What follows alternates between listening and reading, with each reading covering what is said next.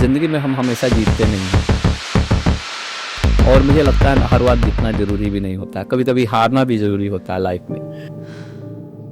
Sir एक बात और कहेंगे, हमारे जो महिला डिपार्टमेंट है वो उसका फूडिंग सिस्टम बड़ा गड़बड़ है। मतलब उनकी थाली का जो सिस्टम है ना वो बहुत गड़बड़ है। थोड़ा उसको सही करने के लिए सर रिक्वेस्ट है कि एक बार आप कहेंगे ना तो हो सकता है कि मेरी बात नहीं मानते तो आपकी बात मान ले। एक्चुअली ये बात बिल्कुल सही है, क्योंकि मैं देखता हूँ, क्योंकि मदर केयरिंग होती है, वो चाहती है कि जो भी अच्छा चीज़ है उसको भी सब समझता है कि क्या अच्छा है क्या नहीं अच्छा है, लेकिन हमको लगता है कि लेडी का डाइट डिसाइड होता है कि क्या घर में बच गया। जब सभी लोग खा लेते हैं तो उस हिसाब से वो खाती है। जो पहले 14-15 साल की उम्र में शुरू होते थे, आज 10-11 साल की उम्र में पीरियड शुरू हो रहे हैं। तो अक्सर माँ बाप पूछते हैं हमसे इनकी हाइट अब बढ़ेगी कि नहीं बढ़ेगी, और उस हाइट बढ़ने में मतलब उनकी हड्डियाँ कितनी कमज़ोर होंगी या मजबूत होंगी, इस पर आप क्या कहना चाहेंगे? तो एक्चुअली ऐसा है ना कि हाइट का बढ़ना मेनार्की से बिल्कुल ऐसा नहीं रिलेटेड है। मेन है कि आपके ग्रोथ प्लेट, हड्डियाँ बढ़ने का जो लास्ट का पार्ट रहता है वो अभी फ्यूज्ड हुआ है कि नहीं, इस पर डिपेंड करता है। सर एक और बड़ी मज़ेदार लोग सवाल पूछते हैं कि गाय का दूध यूज़ करें कि भैंस का दूध यूज़ करें, इसमें क्या कहेंगे? कि डिलीवरी के बाद भी वो कंप्लेन करती है कि मेरे घुटने में दर्द हो रहा है, कमर में दर्द हो रहा है, और एक बहुत ज़्यादा समस्या आती है कि स्पाइनल नीडल जहाँ लगती है बेहोशी के समय में, वहाँ पे बोलती है कि वो सुई लगी थी ना कमर में तो अभी तक मेरे दर्द हो रहा है। सर इसमें आप क्या कहना चाहेंगे?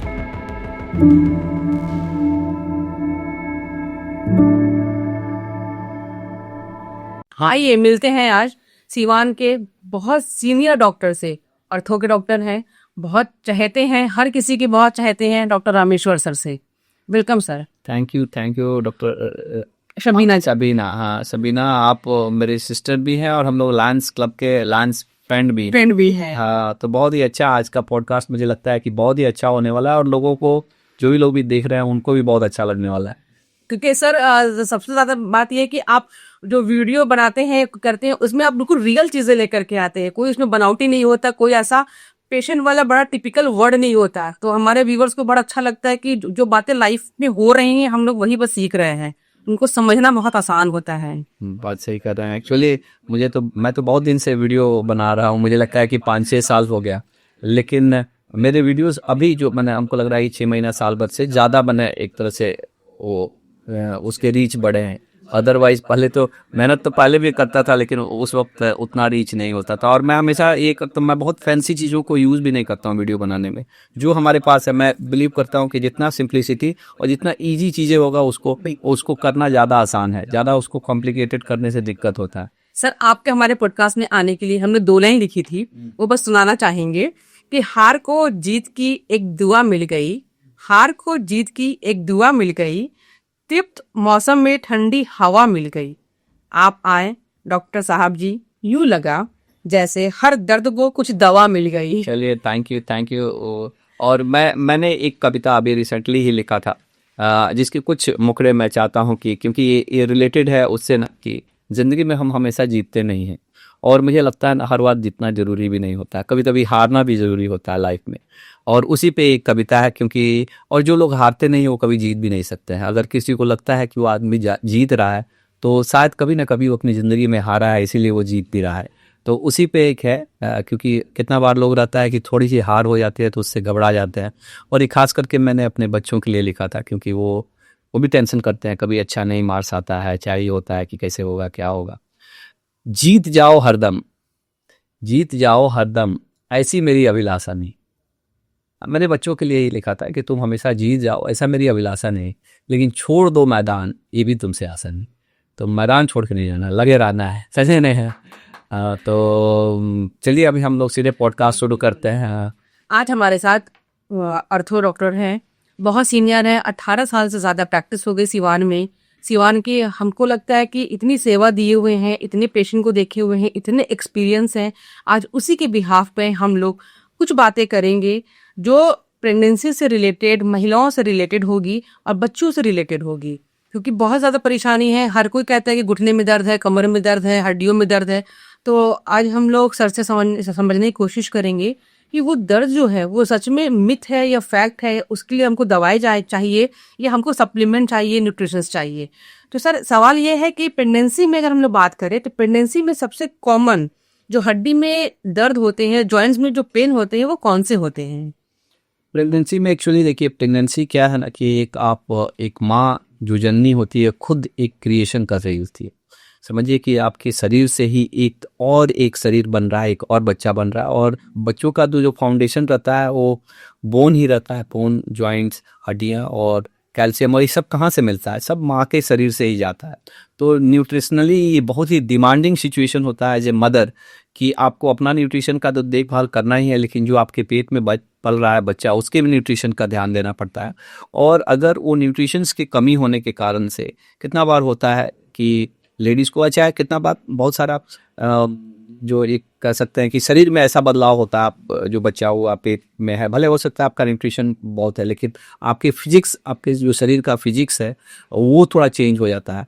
तो वैसी सिचुएशंस में भी बोन के, जॉइंट्स के प्रॉब्लम होते हैं, कुछ तो न्यूट्रिशंस की कमी के कारण, और कुछ पोस्चर्स और जो हमारे शरीर का फिजिक्स जो इसको बोलेंगे उसके कारण से चेंजेस होते हैं, जिसके कारण से कमर में, घुटने में ये सब दर्द होते हैं। और ये कॉमन है और ये फैक्ट है कि होते हैं, लेकिन अगर आप सही पोस्चर्स का ध्यान देते हैं, आप सही न्यूट्रिशंस लेते हैं, तो इससे बच सकते हैं, और आप भी खुद अच्छे रह सकते हैं और एक अच्छे बच्चे को भी आप जन्म दे सकते हैं।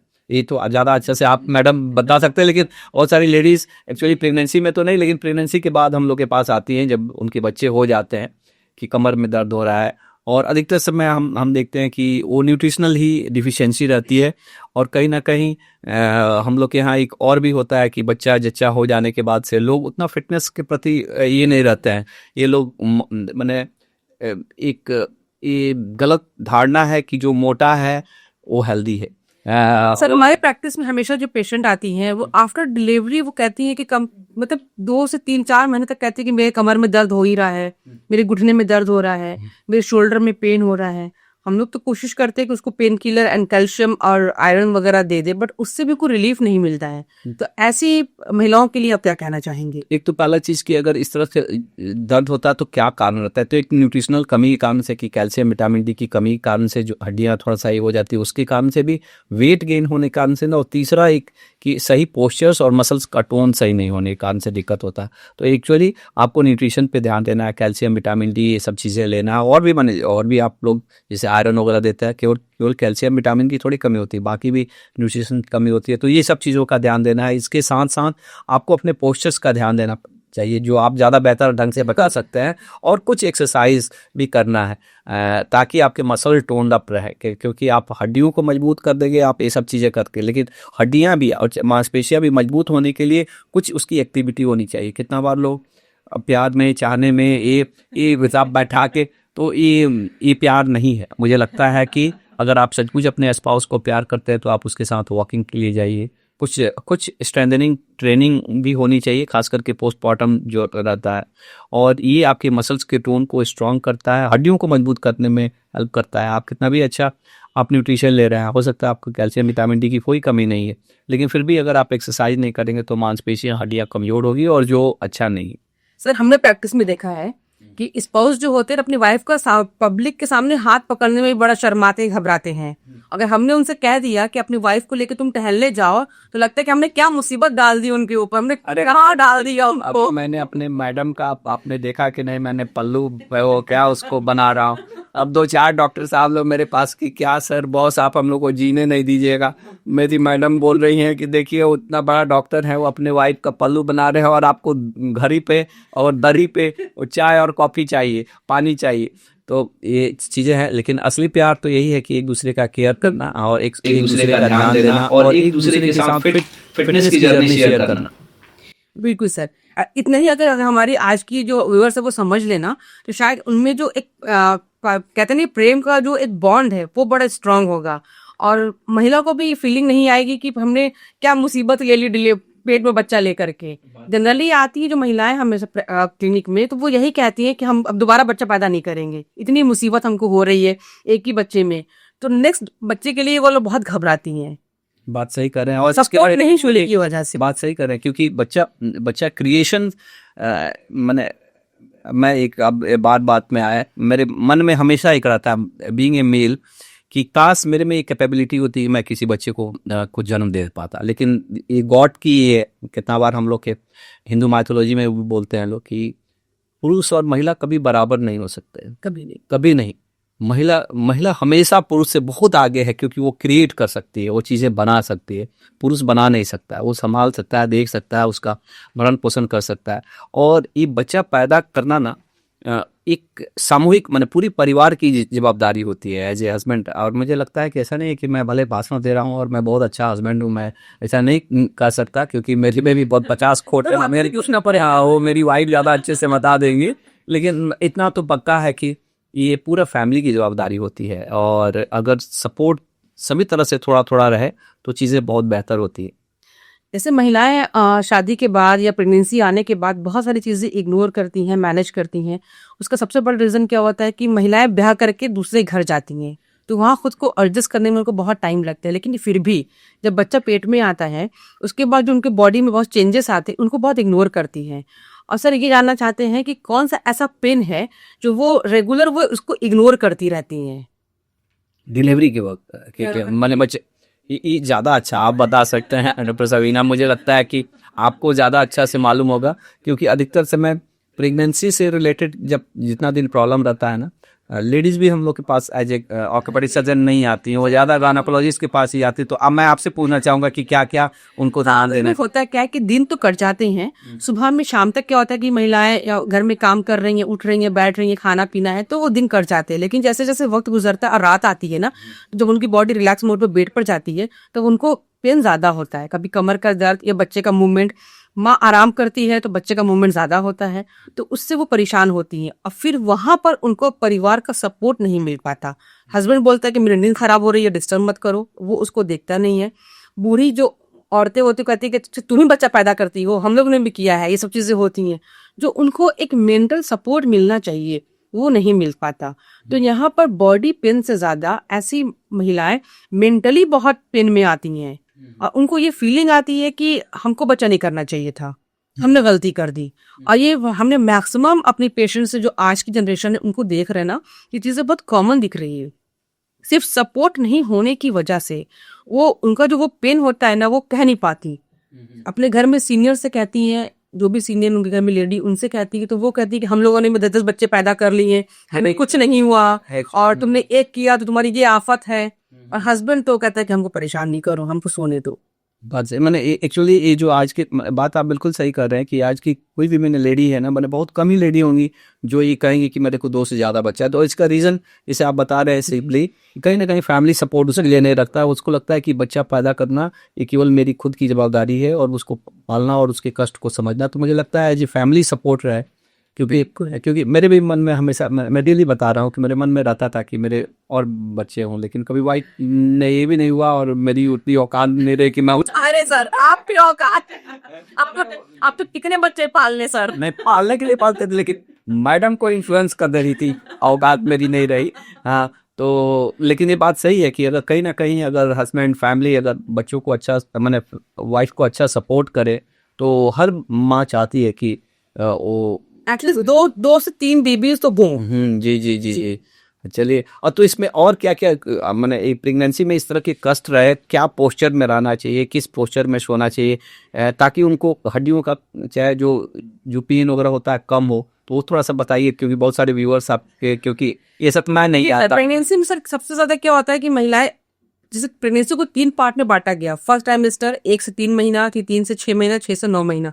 हर मंथ का अलग अलग प्रॉब्लम आता है। तो घर वाले उनकी उम्मीद क्या होती है कि ये महिला जैसे पहले काम कर रही थी घर में वैसे करे, या हमने 10 साल मतलब हमने जो 10 बच्चे पैदा किए आज से 30 साल पहले, वैसे ये महिलाएं काम कर ले। ना वो वक्त रहा, ना सिचुएशन रही, ना चीजें रही, तो उनको वो चीजें नहीं मिल पाती हैं। अब जैसे फर्स्ट ट्राइमेस्टर में जैसे 1 से 3 महीने में नॉर्मल वो लोग भारी काम कर रही हैं, तो उसमें हल्की ब्लीडिंग, स्पॉटिंग होना कॉमन होता है। तो हम लोग कहते हैं कि उसको अवॉइड करें। बहुत तीखा मसाला खाना खाने के लिए अवॉइड करने के लिए बोलते हैं। गैस फॉर्म होगा, उससे भी कभी कभी कॉन्स्टिपेशन होगा, उससे भी ब्लीडिंग होने लगती है और बच्चा खराब हो जाता है। लेकिन घर की महिलाएं समझ नहीं पाती हैं, बोलते हैं हमको अलग खाना बनाना होगा, घर की लेडीज लोग नहीं कह रही हैं। ये सारी समस्याएं बहुत ज्यादा आती हैं। तो सबसे पहले ये कि शुरुआत के दिनों में अगर वो अपने खाने को बहुत हल्का लाइट रखेंगी, समय से खाना खाएंगी, भूख तो नहीं लगती, वोमिटिंग कॉज करता है, वो थोड़े थोड़े मील हर 1 घंटे 2 घंटे पर लेंगी, तो उनकी वो 3 महीने की प्रेगनेंसी बड़ी स्मूथली चलेगी। 3 से 6 महीने जब हम लोग सेकंड फेज में चलते हैं तो वहाँ पर थोड़ा सा अपने खाने को बढ़ाएं, अपने खाने में प्रोटीन और कैल्शियम की चीज़ें शामिल करें, जैसे दूध, पनीर, अंडा, ये शामिल करें। जो अंडे नहीं खाते वो सोयाबीन लें, जो चिकन खा सकते हैं वो चिकन लें। तो इससे क्या उनको बॉडी में वो प्रोटीन जो मिलेगा ना, तो बेबी के ग्रोथ के लिए भी बेटर होगा और उनकी हेल्थ के लिए भी बेटर होगा। उनकी सब मसल्स स्ट्रांग होगी, एब्डोमेन का पूरा एरिया स्ट्रांग होगा, तो बेबी को सपोर्ट मिलेगा और सपोर्ट मिलेगा तो एक हेल्दी प्रेगनेंसी होगी। तो महिलाएं वहां पे थोड़ा चूक कर देती हैं। जनरली हमने प्रैक्टिस में देखा है कि हस्बैंड जो होते हैं, घर के लोग कहते हैं कि फल नहीं खाना है, फल देते ही नहीं है प्रेगनेंसी में खाने के लिए। अगर उनको फ्रूट्स नहीं मिल रहा है सीजन के अकॉर्डिंग, तो वो भी न्यूट्रिशन की कमी आ रही है, तो वो उनको मना कर दें। कहते केला मत खाओ, सर्दी हो जाएगी, पेट में पल रहे बच्चे को सर्दी हो जाएगी। ये कॉन्सेप्ट तुमको समझ में आज तक नहीं आया कि पेट में पल रहे बच्चे को मेरे केला खाने से सर्दी कैसे होगी। माने ये एक मिथ है, बिल्कुल ये एक मिथ है, तो बिल्कुल ऐसा नहीं होना है। तो डिलीवरी के बाद भी क्या होता है कि लोग कहते हैं कि नहीं फल नहीं खाओ, दूध बच्चा पी रहा है तो दूध ठंडा हो जाएगा, तो माँ के छाती से जो दूध निकल रहा है वो ठंडा कैसे हो जाएगा। ये भी एक मिथ है, इसमें कहीं पर कोई फैक्ट नहीं है। तो ये छोटी छोटी चीजें हैं जो हमेशा, अच्छा उसमें क्या होता है कि फीमेल हमेशा ऐसे बैठती हैं जनरली, या फिर बैठ करके पेट दबाकर खाना बनाती है, रोटियां बनाती है, तो वो भी एक एब्डोमेन पेन का कॉज बनता है। ऐसे बैठने से उनके पूरे सर्वाइकल में प्रेशर आने की वजह से पूरा पीठ में दर्द, शोल्डर पेन, साइड में यहाँ पेन, ये होने लगते हैं। जनरली 6 महीने के बाद बच्चा बढ़ता है, पेट बड़ा होगा, तो अंदर की ऑर्गन्स पर प्रेशर बनेगा। सबसे पहले लीवर पर प्रेशर बनता है, जहाँ पे कैल्शियम को बढ़ जाता है। वो कहते हैं ना कि थोड़ा सा देर में बॉडी में खुजली होने लगी, ये शुरू हो जाते हैं। उसमें क्या होता है कि ये पूरा रिब्स पेन होने लगेगा। पेशेंट समझ नहीं पाते और घर वाले कहते हैं जैसे हमने काम किया है वैसे तुम भी करो, हमने 10 बच्चे पैदा कर लिए, 6 बच्चे पैदा कर लिए, हमें कुछ नहीं हुआ, तुमने एक किया, तुम्हारी ये हालत हो गई, तुम्हें इतने ड्रामे हैं। तो वहां पर ये समझाना होता है कि नहीं, वो दौर कुछ और था, वो वक्त कुछ और था। आज का वो दौर ही नहीं है कि वो इतना काम करके, इतना हैवी उठा करके प्रेगनेंसी कंटिन्यू कर ले। लेकिन एक चीज़ और भी जो मैं, आपने बहुत अच्छा बताया कि मैंने कि बहुत हेवी चीज़ें अवॉइड करना है। अपने डाइट में बहुत सारे मिथ हैं, ये नहीं खाना वो नहीं खाना, तो आपको प्रोटीन रिच डाइट लेना है। और ऐसा नहीं है कि आपके खाने से आपके बच्चे को ठंडा हो जाएगा, गर्म हो जाएगा, ये सब चीज़ें बिल्कुल गलत बात है, ये नहीं है। लेकिन एक और भी, जैसे मुझे मेरी वाइफ प्रेग्नेंट थी तो मुझे याद आ रहा है कि वो हमेशा मैंने वो तो अपना घर का सब काम करती थी। उस वक्त हम लोग बहुत पैसा कमाते भी नहीं थे, सब कुछ करते हुए, और हम लोग शाम को रोज वॉकिंग के लिए जाते थे, हमको याद आ रहा है। तो कुछ फिजिकल एक्टिविटी भी होना चाहिए, क्योंकि एक ऐसा भी ग्रुप है ना जो कुछ भी नहीं करता है। हाँ जी हाँ, तो उनके लिए कि क्या फिजिकल एक्टिविटी जनरली लोग कर सकते हैं, कितना कर सकते हैं, और कितना क्या फिजिकल एक्टिविटी भी थोड़ा होना यूजफुल है क्या? प्रेगनेंसी में हल्का वॉक बहुत जरूरी है। हल्के फुल्के काम करें, भारी काम नहीं करें, बहुत भारी चीजें नहीं। बस एक ही चीज मना होता है कि भारी चीजें नहीं उठाएं। आप धीरे धीरे सीढ़ी चलें, वॉक करें, हल्के फुल्के एक्सरसाइज करें, बटरफ्लाई एक्सरसाइज करें जिससे आपकी पेल्विक बोन स्ट्रांग हो। ये छोटी छोटी एक्सरसाइज आपको करने हैं। थोड़ा सा आपको मूव करना है, उठक बैठक हल्के हल्के करना है। 6 महीने के बाद से उठक बैठक करना शुरू कर दे। अगर उनको कोई इमरजेंसी प्रेगनेंसी नहीं है, तो जैसे अगर उनको डायबिटिक हो तो वो नहीं, अवॉइड करें। जब हाई रिस्क प्रेगनेंसी हो तो वो नहीं करें, या उनको प्लेजेंटा प्रीविया हो, इस कंडीशन में उनको अवॉइड करना चाहिए। लेकिन अगर नॉर्मल प्रेगनेंसी है, अपने डॉक्टर से कंसल्ट करके वो हल्की फुल्की एक्सरसाइज वो शामिल करें, जिससे उनकी प्रेगनेंसी बहुत हेल्दी होगी और नॉर्मल डिलीवरी होने के भी बहुत चांसेस बढ़ जाते हैं। अगर हमारी पेल्विक बोन फ्लेक्सिबल होगी, स्ट्रांग होगी, हमारी मसल्स स्ट्रांग होगी ना, तो नॉर्मल डिलीवरी होना भी बहुत आसान हो जाती है। चलिए, बहुत बहुत अच्छा, मुझे लगता है कि व्यूअर्स को बहुत अच्छा जानकारी मिल रहा है। अगला क्वेश्चन था, मेरी बहुत सारी पेशेंट है वही जो हमने पहले भी आपसे बात कही थी कि डिलीवरी के बाद भी वो कंप्लेन करती है कि मेरे घुटने में दर्द हो रहा है, कमर में दर्द हो रहा है। और एक बहुत जो ज्यादा समस्या आती है कि स्पाइनल नीडल जहाँ लगती है बेहोशी के समय में, वहां पे बोलती है कि वो सुई लगी थी ना कमर में, तो अभी तक मेरे दर्द हो रहा है। तो सर इसमें आप क्या कहना चाहते हैं? एक्चुअली हम लोग के भी क्लिनिक में बहुत ही कॉमनली पेशेंट आते हैं। मुझे लगता है कि हर तीसरे दिन पे एक लेडी आ जाती हैं जिनको पोस्टमार्टम, मैंने डिलीवरी के 2 महीना 4 महीना 6 महीना चाहे साल भर तक की, कि सर हमको ऑपरेशन हुआ था, कमर में सुई लगी थी और वहीं पे दर्द हो रहा है, वो सुई का दर्द है। तो एक्चुअली ये बिल्कुल मिथ है, क्योंकि वो सुई डलता है, आप भी देखते होंगे, बहुत ही पतला सुई रहता है और उससे मैंने कुछ ऐसा विजिबल इंजरी, मैंने ऐसे बहुत सारे, मैंने उसके बाद से साइंटिफिकली स्टडी भी देखा, कोई ऐसा स्टडी नहीं है जो ये प्रूव करता हो कि उस सुई डालने से आपको दर्द होता है। दर्द होता है, वो दर्द होता है इसलिए क्योंकि आपकी हड्डियां कमज़ोर हो गई रहती हैं, दर्द होता है इसलिए कि आपकी मांसपेशियां कमज़ोर हो गई रहती हैं। तो इसमें आप कैल्शियम विटामिन डी की दवाई लीजिए, एक बार एक्सरे करके हम लोग देख लेते हैं, लेकिन अधिकतर समय कुछ रहता नहीं है। और हम लोग एक्सरसाइज के लिए बताते हैं कि थोड़ा एक्सरसाइज भी करना है, क्योंकि कितना बार ये भी होता है ना कि लेडी लोग का मसल्स वीक होने के कारण से वो ये दर्द होता है। तो आपको कैल्शियम विटामिन डी के साथ साथ आप एक्सरसाइज करिए, और ये सुई देने से नहीं होता है दर्द, ये गलत धारणा सर एक बात और कहेंगे, हमारे जो महिला डिपार्टमेंट है वो उसका फूडिंग सिस्टम बड़ा गड़बड़ है, मतलब उनकी थाली का जो सिस्टम है ना वो बहुत गड़बड़ है। थोड़ा उसको सही करने के लिए सर रिक्वेस्ट है कि एक बार आप कहेंगे ना, तो हो सकता है कि मेरी बात नहीं मानते तो आपकी बात मान ले।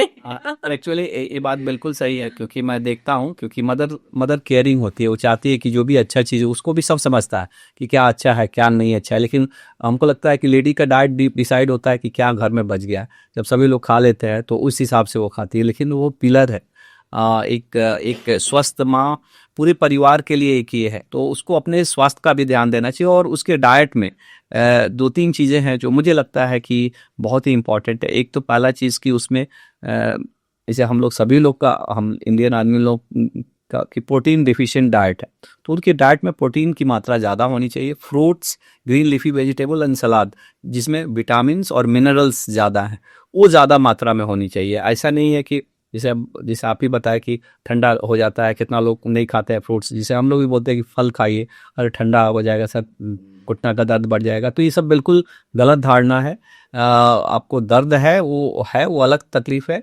ये फ्रूट्स खाने से ये आपके दर्द नहीं बढ़ते हैं। और आप अपने खाने में प्रोटीन की मात्रा बढ़े। प्रोटीन कहाँ से मिलेगी? जो नॉनवेज सोर्स है तो है ही, लेकिन जो लोग नॉनवेज नहीं खाते हैं तो मिल्क है, मिल्क प्रोटीन का बहुत ही अच्छा सोर्स है। उसके बाद से जितने भी दाल है, पल्सेस है, ये बहुत अच्छे सोर्स है, तो इसको आप ले सकते हैं। और इसको ज़्यादा मात्रा में कोशिश करिए कि आपके डाइट का लगभग 1/3 प्लस ये होना चाहिए। जो आप जितना खाते हैं उसका 3 भाग में से ज़्यादा भाग ये होना चाहिए प्रोटीन। सर एक और बड़ी मजेदार लोग सवाल पूछते हैं कि गाय का दूध यूज करें कि भैंस का दूध यूज करें, इसमें क्या कहेंगे? तो हम लोग, हाँ, मेरे से ही पूछते हैं, क्योंकि ये बहुत कॉमन सवाल है। तो हम बोलते हैं कि बकरी का भी दूध पी सकते हैं, और दूसरा भी कोई दूध मिलता है तो वो भी पी सकते हैं, सब उतना ही फायदेमंद है। नहीं, उसके बाद से वो लोग नहीं कुछ पूछते। कोई भी जो मिलता है वो पी सकते हैं, सभी दूध। थोड़ा मोड़ा न्यूट्रिशन में फर्क पड़ता है, लेकिन ऐसा नहीं है कि ये दूध नहीं पी सकते हैं, ये दूध पी सकते हैं। गाय का दूध ज़्यादा बेहतर है, भैंस का दूध ये है। कोई भी जो आपको अवेलेबल है, जो आप इजीली मिल सकता है, उसको पीजिए। सर हमसे एक बहुत कॉमन सवाल किया जाता है कि अब तो बहुत पहले यानी कि बच्चियां जल्दी बड़ी हो जा रही हैं और उनके पीरियड भी बहुत जल्दी शुरू हो जा रहे हैं। जो पहले 14-15 साल की उम्र में शुरू होते थे, आज 10-11 साल की उम्र में पीरियड शुरू हो रहे हैं। तो अक्सर माँ बाप पूछते हैं हमसे कि इनकी हाइट अब बढ़ेगी कि नहीं बढ़ेगी, और उस हाइट बढ़ने में मतलब उनकी हड्डियां कितनी कमजोर होंगी या मजबूत होंगी, इस पे सर आप क्या कहना चाहेंगे? तो एक्चुअली ऐसा है ना कि हाइट का बढ़ना मेनार्की से बिल्कुल ऐसा नहीं रिलेटेड है। मेन है कि आपकी ग्रोथ प्लेट, हड्डियां बढ़ने का जो एक लास्ट का पार्ट रहता है, वो अभी फ्यूज्ड हुआ है कि नहीं, इस पे डिपेंड करता है। और ऐसा नहीं है कि मेनार्की होने के बाद से लोगों की हाइट नहीं बढ़ते, उसके बाद से भी हाइट बढ़ते हैं, क्योंकि अभी भी ग्रोथ प्लेट कितना लोगों के फ्यूज नहीं रहते हैं। जनरली ऐसा देखा गया है कि कम से मैंने 2-3 सेंटीमीटर तो आराम से बढ़ता है, लेकिन ये डिपेंड करता है कि आपका न्यूट्रिशन कैसा है, आप स्पोर्ट्स एक्टिविटीज़ आपकी किस तरह से है। तो लेकिन डेफिनेटली बढ़ता है। ऐसा नहीं है कि मेनार्की आ गया तो उसके बाद से मैंने एक बार आपका मासिक आ गया तो आपकी हाइट नहीं बढ़ेगी, ये बिल्कुल मिथ है। उसके बाद से भी बढ़ सकती है, बहुत ज़्यादा नहीं बढ़ती लेकिन बढ़ सकती है।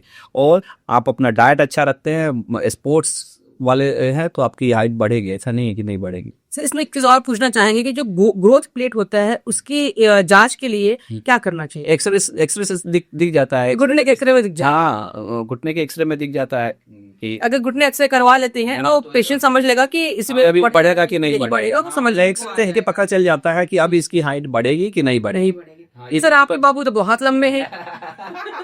बात सही कर रहे हैं। मेरा एक वीडियो डाले है और मेरा बेटा तो भाई मुझे लगता है कि मेरे से इतना बड़ा है लगभग। तो कितना लोग तो बोल रहा है कि डॉक्टर साहब का बेटा है कि किसका बेटा। वो वाह डॉक्टर के डीएनए चेक करवाना हो। कितने लोगों ने वो भी एडवाइस कर दिया कि डीएनए टेस्ट कराइए सर, आप इसे पता करिए। तो एक्चुअली कितना बार एक ये भी मिथ रहता है कि बच्चों की हाइट माँ बाप की हाइट से ज़्यादा नहीं हो सकता है। बिल्कुल गलत है, क्योंकि हाइट जो है ना, ये पॉलीजेनिक इनका इनहेरिटेंस रहता है। कोई ऐसा नहीं है आपके दादाजी अगर लंबे होंगे ना, तो वो भी जीन्स ट्रांसफर हो सकती है आपके बच्चों में। तो ऐसा होता है। और हाइट बढ़ने में ना 2-3 चीज़ें और भी है कि उसका न्यूट्रिशन कैसा मिला है, क्या वो स्पोर्ट्स एक्टिविटी में रहा है कि नहीं। तो ये बहुत सारी चीज़ें हैं जो ये डिपेंड करता है। तो जब बच्चा सब उसमें, क्योंकि वो इंस्टाग्राम पे बहुत वायरल हो चुका है, मैंने हमको लग रहा है 2 मिलियन के करीब में व्यू चला गया है। जनरली उतना व्यू जाता नहीं है किसी वीडियो में। तो इसमें बहुत सारे लोग, एक तो पहले से कि कैसे सर आपने हाइट कैसे बढ़ा लिया, तो इसमें मेरा कोई योगदान नहीं है। मेरी मैडम ने अपना उतना सेक्रीफाइस किया बच्चा सबको सब छोड़ छाड़ के, और उन्होंने सब कुछ अपना कमिटमेंट। और बच्चों को अगर आप अच्छा न्यूट्रिशन देते हैं ना, और दूसरा चीज़ कि उसको चाइल्डहुड जो बहुत सारे इन्फेक्शंस रहते हैं जो कॉमनली, अगर उसकी इम्यूनिटी अच्छी है, क्योंकि बार बार इन्फेक्शन होना भी हाइट को आपका उससे ये रहना आसान होगा कि जब जो पैदा होते हैं उनको प्रॉपर टीकाकरण करवाया जाए। हाँ, टीका पूरा वैक्सीनेशन करवाया जाए। वैक्सीनेशन कराया जाए, उनका न्यूट्रिशन अच्छा हो। और स्पोर्ट्स एक्टिविटी, आजकल के बच्चा वो कटर कटर वाले हैं, तो अगर आप दौड़ रहे हैं, कूद रहे हैं, कोई भी स्पोर्ट्स एक्टिविटी, तो हाइट आप अपना ऑप्टिमल चाहे मैक्सिमम आप अचीव कर सकते तो फैमिली से सर ये कहना चाहेंगे कि बच्चों को कम से कम एक स्पोर्ट में जरूर डालें, बिल्कुल किसी एक्टिविटी में उनको रखें। आउटडोर एक्टिविटीज के लिए उन लोगों को एक करें, और अपने डाइट पे बच्चों को ध्यान दें। अच्छा, अगर उसको खाना मिलेगा और अगर खेलेगा तो खाएगा ही। तो क्योंकि ऐसे खाने का उसे दिक्कत नहीं होता। कितना हर माँ बाप को लगता है, हमारी भी वाइफ को लगता है कि बच्चा खाता ही नहीं है, लेकिन वो खा लेता है सब। सर हमारे व्यूवर्स का एक बड़ा मतलब पर्सनल क्वेश्चन है कि सर इतने यंग कैसे हैं आप? इनको देख करके एज का पता ही नहीं चलता। ऐसा नहीं है कि ये है, जैसे अब हम लोग की हमारी एज 48 ईयर्स हो गई है। तो कल ही हम लोग गए थे वहाँ पे, क्या उसको बोलते हैं, सफारी के पास एक है, वो अपना कार्यक्रम था। तो वहाँ पे शाम मैंने हम निकल रहे थे, तो एक बच्चा था, मिला मुझे, अरे बाबू, अरे भैया इधर आइए ना। वो ज़्यादा उम्र का नहीं होगा, मैंने 17-18 साल का था। उसको हमारा मोबाइल डिस्चार्ज हो गया था, तो मैंने उससे ये कि थोड़ा सा मोबाइल दो, हमको कॉल करना है। उसने दिया भी। फिर बाद में मेरे को ही बोला कि अरे अंकल, आप अंकल हो गए हैं, मुझे भैया बोल रहा है। तो ऐसा नहीं है कि एज नहीं लगता, लेकिन फिर भी ये चीज़ है कि हर आदमी यंग देखना चाहता है। आप भी बहुत यंग दिखते हैं, आपको देख के नहीं लगता। तो मैं तो चाहूंगा कि आप भी पहले आप बताइए कि आप क्यों देखते हैं, फिर हम बताएंगे कि हम क्या करते हैं। सर एज के साथ साथ अपने खाने को बहुत मैनेज करना होगा। हर खाना हर उम्र का ये नहीं होता। जब हमारी ठीक है, जब हम यंग थे वो जो खाना था, फिर हमारी बच्चे हुए, प्रेगनेंसी आई, तो हमेशा खाना बदलता गया। आज मेरी एज 35 प्लस हो चुकी है, तो हमने अपने खाने को बहुत सिस्टम में कर लिया। जैसे अपने खाने से हमने ऑयल निकाल दिया, देसी घी के अलावा कोई और ऑयल लेना अवॉइड करते हैं। हमने अपने खाने में प्रोटीन शामिल किया, क्योंकि अकॉर्डिंग टू एज, कि इस एज में आकर के भी अभी हमको डायबिटिक वाला और थायराइड वाला कोई सीन नहीं चल रहा है। बेबाक है तो दिल भी मस्त है, तो वो दिल वाला भी बीमारी नहीं है। तो थोड़ा सा खाना, और दूसरी एक्सरसाइज, वॉकिंग और एक्सरसाइज, इसको हमने अपनी लाइफ में शामिल किया। जो डेली तो नहीं कर पाते, बिकॉज हम लोग काम ऐसा है कि हम लोग रात में भी डिलीवरी आती है, दिन में भी, तो टाइम बड़ा इधर उधर होता है। लेकिन हफ्ते में 4 से 5 बार कोशिश करते हैं कि एक्सरसाइज कर लें। इससे ये चीज़ें हैं कि काफ़ी अच्छा लगता है, बॉडी बहुत फिट रहती है, बहुत एक्टिव रहती है, माइंड बड़ा फ्रेश रहता है। ये सारी चीज़ें आती हैं। एक्चुअली बहुत बहुत अच्छा आपने व्यूअर्स के लिए बताया। मैं अपना बता रहा हूँ, मुझे लगता है कि मेरी ज़िंदगी में ना, अगर हेल्थ से रिलेटेड एक ही चीज़ मेरे में अच्छा है कि मैं कम खाता हूँ। और मैंने ये फील किया है कि अगर किसी कारण से, मतलब लोग को लगता है कि नहीं खाए, चाहे आपका खाना मिस हो गया, अब खाना मिस हो जाए, आपका चेहरे में चमक बढ़ जाती है जी। ये मेरा पर्सनल फीलिंग है। मैंने कि तो इट मीन्स हम फास्टिंग तो उस तरह से नहीं करते, लेकिन फास्टिंग का बहुत इम्पोर्टेंस है। इसलिए इंटरमिटेंट फास्टिंग का बड़ा चलन चला हुआ है। आजकल बहुत ज्यादा फैशन है, सारे एक्टर्स और जो भी है वो लोग करने की कोशिश कर रहे हैं इसको। तो इनफैक्ट अब बात जैसे है कि उम्र के हिसाब से शरीर को उतना खाने की जरूरत पड़ती नहीं है। आप जितना कम से कम खाएं। और अभी तो हम 2 साल से थोड़ा सा वेजिटेरियन भी हो गया, तो वेजिटेरियंस मुझे लगता है कि एक है। और ऑफ कोर्स ऐसे मैं एक्सरसाइज रेगुलर करता नहीं हूँ, मैं कभी कभी करता हूँ, लेकिन हाँ, थोड़ा सा एक्सरसाइज करना और अच्छी नींद लेना। मगर सर वीडियो तो आपके डेली आते हैं एक्सरसाइज के। हाँ तो मैं जब भी मैं एक्सरसाइज करता हूँ तो उसका वीडियो बना लेता। आजकल मेरा एक्सरसाइज करने का इंस्पिरेशन वही है कि मुझे वीडियो बनाना है। और लेकिन हमारे व्यूवर्स के लिए बहुत अच्छी बात है कि वो देख के वो भी डॉक्टर साहब डेली एक्सरसाइज करते, चलो हम भी करते हैं, हम भी कर लेते हैं। तो चलिए, अगर किसी के लाइफ में थोड़ा सा इम्पैक्ट हो रहा है कहीं ना कहीं, उससे मैं भी मोटिवेट होता हूँ। मुझे लगता है कि चलो एक वीडियो बनाता हूँ लोगों के व्यूअर्स के लिए, तो इस बहाने तो मैं भी कुछ करता ही हूँ। अगर आज के बच्चों के बारे में क्या कहेंगे, जो हमारे यंग लड़के हैं, तो वो आजकल देखते बहुत छोटी उम्र में, जैसे हमारे सिवान में देखा जाए तो मैक्सिमम स्मैकर्स टाइप सब हो गए हैं, तो उनके बारे में क्या कहना चाहेंगे? अच्छा, फैमिली परेशान है, माँ बाप तो परेशान है अपने बच्चों के लिए, लेकिन हमको लगता है ना कि अगर माँ बाप ध्यान देना तो कोई बच्चा ऐसा नहीं कर सकता है कि केवल ये नहीं है, हर ये सबकी जवाबदारी है। लेकिन आपका बच्चा है ना जी, वो बच्चा को कितना बुद्धि है, उसको उतना समझ नहीं है, तो कहीं ना कहीं उसके इन्वायरमेंट पे आपको भी ध्यान देना है, क्योंकि एक बार उसकी लाइफ खराब हो जाएगी ना, कल के दिन वो आपको ही ब्लेम करेगा कि आपने हमें सही रास्ता नहीं दिखाया। तो एज ए पेरेंट मुझे लगता है ना कि हमारी एज ए पेरेंट हमारी भी जवाबदारी है। बच्चा देखिए, बच्चा का तो उसको जो सिखाएंगे वो करता, वो तो, और अधिकतर समय तो समय देना चाहिए बच्चों को जी। क्या है, बच्चा पालना कोई इतना आसान काम नहीं रहता है, ये अपने आप में ही एक बहुत बड़ा $1 मिलियन वर्क है जी। तो अपने बच्चों लोग आजकल अपने कैरियर के चक्कर में ना, सब लोग को काम करना है, और कहीं ना कहीं बच्चे नेग्लेक्ट हो रहे हैं, और उसी कारण से वो कहीं ना कहीं गलत जगह जा रहे हैं और गलत काम कर रहे हैं। तो बच्चा, तो ऐसा कुछ ना हो जिससे काम बच्चा कल के दिन आप ही को ब्लेम करे कि मैं कैसे, मेरे माँ बाप ने मेरे लिए क्या किया। हाँ, कि आपने ध्यान दिया, क्योंकि ऐसा होता है, क्योंकि बच्चे, मैंने मुझे ऐसा लगता है कि बहुत बार ऐसा होता है ना कि बच्चे खुद गलत करते हैं, लेकिन बाद में माँ बाप को ही कहते हैं कि आप लोगों ने ध्यान दिया रहता तो हम ऐसे नहीं होते।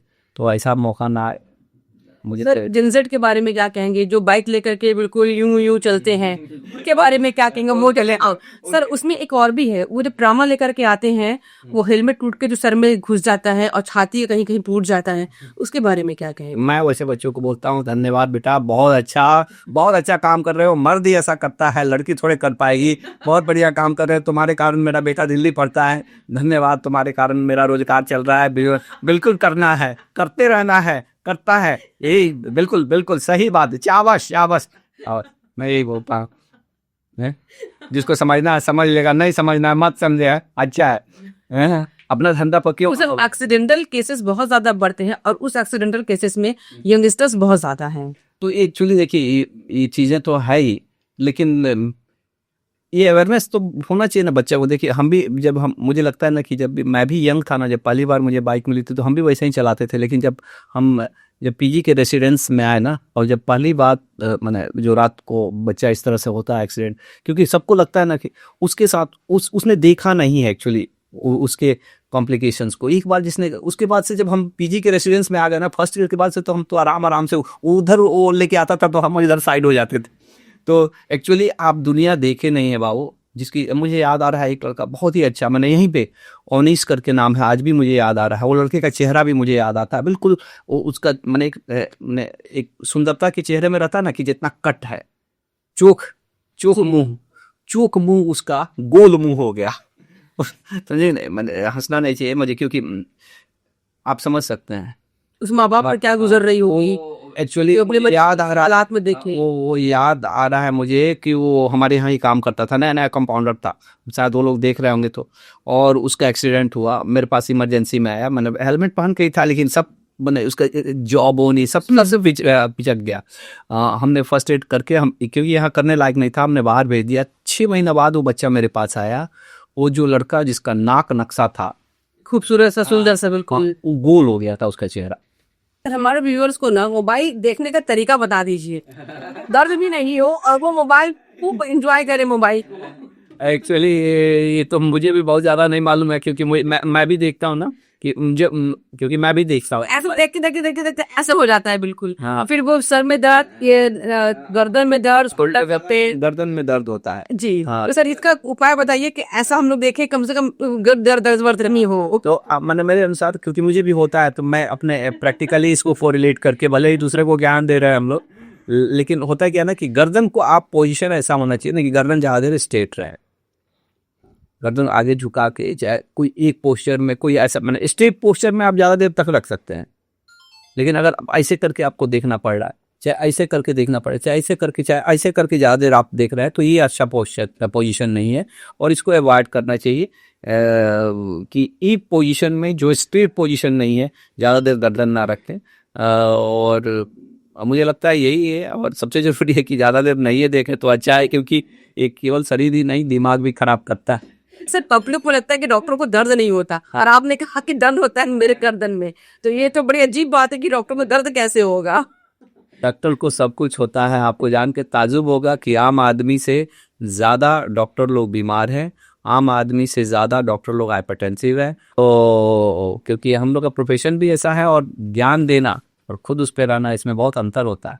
जब कॉलेज में हम थे, तो जब हम लोगों ने प्रैक्टिकल जाना शुरू किया, हॉस्पिटल जाना शुरू किया, डेली लगता था कि जो पेशेंट हमने ओपीडी में देखा है हम उसी के मरीज हैं। तो हर दिन लगता था कि हम ही पेशेंट है और ये बीमारी हमको ही है। वो टीबी का पेशेंट देखा, लगता था हम ही टीबी के पेशेंट है। किसी को कुछ और हुआ तो लगता था हम ही पेशेंट है। मतलब 5 साल तक इसी दुख में कटा है कि हम ही रोगी हैं, बात सही। सब रोग हमको ही है। ये मुझे लगता है कि जो भी मेडिकल स्टूडेंट होंगे वो सब लोग इससे कोरिलेट कर रहे, क्योंकि मुझे भी होता था, फर्स्ट ईयर में भी होता था। और इसका रीज़न ये है कि हम लोग को बहुत ज़्यादा नॉलेज नहीं था, उस वक्त कम जानते थे हम लोग।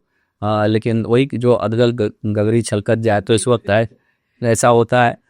तो ये बहुत ही नेचुरल है। मेडिकल जो डॉक्टर होंगे उन लोगों को समझ में आता होगा कि ये शायद सबके साथ होता है। चलिए, थैंक यू, बहुत अच्छा लगा आज का पॉडकास्ट। अब मुझे आशा है कि लोगों को और पसंद आएगा। अगर इन लोगों को पसंद आएगा तो इस तरह के हम लोग सीरीज करेंगे। ठीक है, सीरीज करिए सर, और हमारे व्यूअर्स का जो क्वेश्चन आएगा वो कमेंट करें, उस पर हम लोग एक और पॉडकास्ट करेंगे। ठीक है ना, बिल्कुल बिल्कुल। और सर ये एक छोटा सा गिफ्ट है एनवायरनमेंट को देखते हुए। ये रियल पौधा है, इंडोर प्लांट। चलिए, क्या नाम है इसका पौधा? इसका ब्रोकली।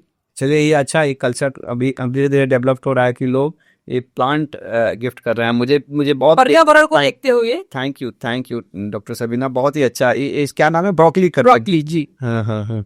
चलिए, बिल्कुल, थैंक यू।